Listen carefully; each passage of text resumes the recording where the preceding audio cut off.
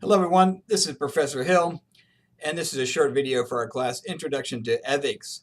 And before I say another word, speaking of ethics, if you haven't been watching The Good Place, you should be.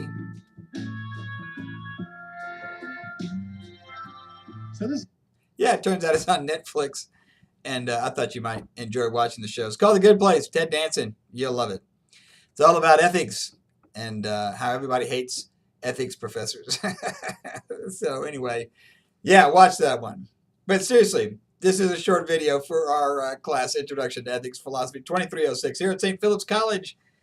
And as it turns out, we are doing the online version here the fall of 2018. It's Thursday, the 13th of September. And I want to answer a couple of questions because I've had a lot of questions from some students about the assignment. Suddenly, the assignment's due this weekend, and I got everybody's attention. So here's the way this works. What you should do is, number one, write out the essay. There is a 500-word minimum count. I've had a couple of questions about that today. And then answer and the questions are very simple, though. The questions, which are right there in discussion number one, are, what do you think about Jenni's decision? Was it right or wrong, good or bad? And why do you think so?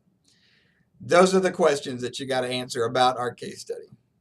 Now, listen, I posted some videos yesterday so you could hear straight from Jenni, and God almighty, they're heartbreaking. I'm sorry to post those up because they'll rip your heart out. But again, this is a real life case study, and that's why we talk about these things ahead of time.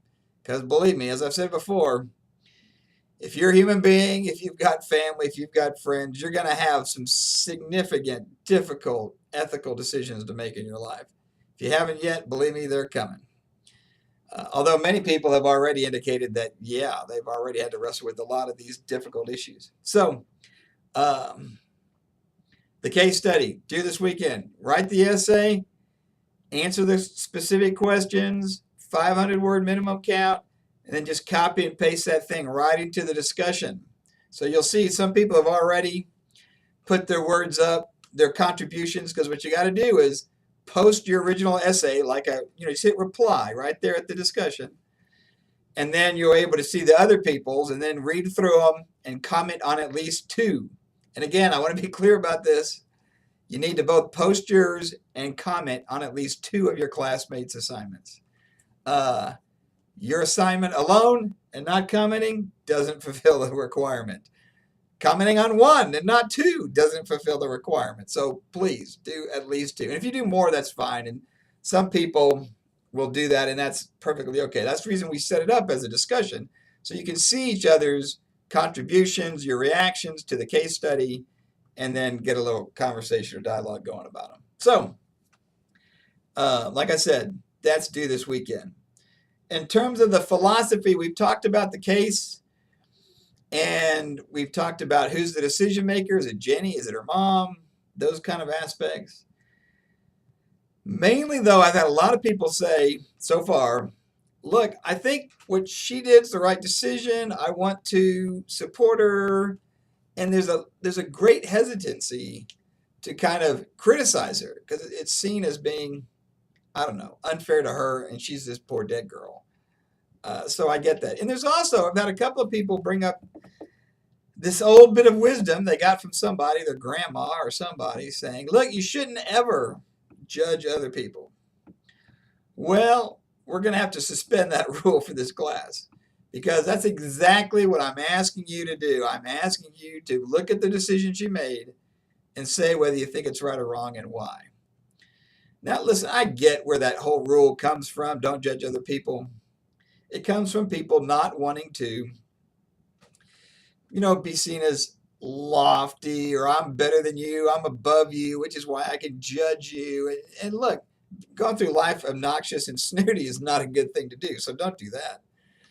But we do have to make judgments, and we do have to make moral decisions all the time. And so we do need to look at people's moral decisions and think, did we agree with them? Do we disagree with them?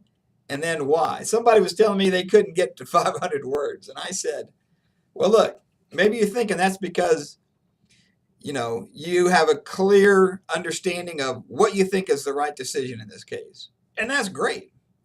But tell me why. And then get into, and this gets more complicated, and believe me, it's more than a 500-word answer or response. It's, where did that come from in me? What are the standards I'm using? Are they values? Are they principles? And where did I get those? From my family, from my church, from a coach or a teacher? Who instilled these things in you?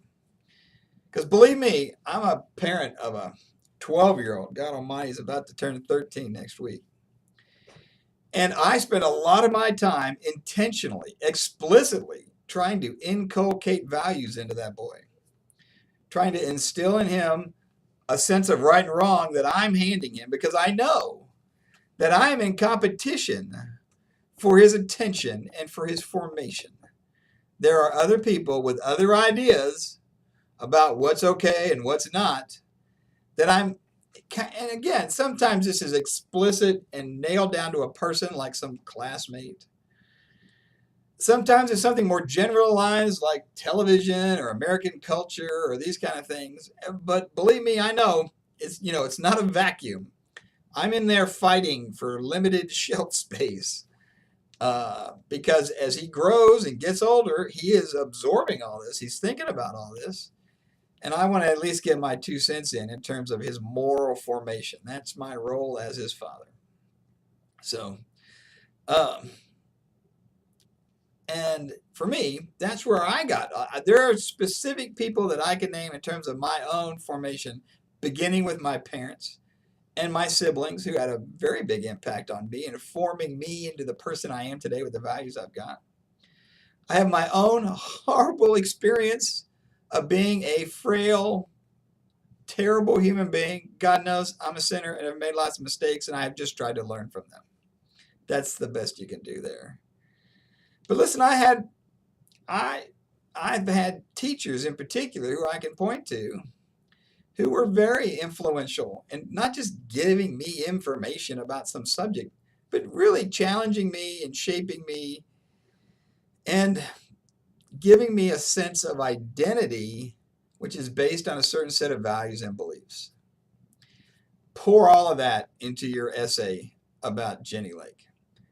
Think about all of those things and bring them to bear. And believe me, you want to do it sooner rather than later. Deadlines are closer than they appear. So good luck, and let me know if I can help. Take care. Bye-bye.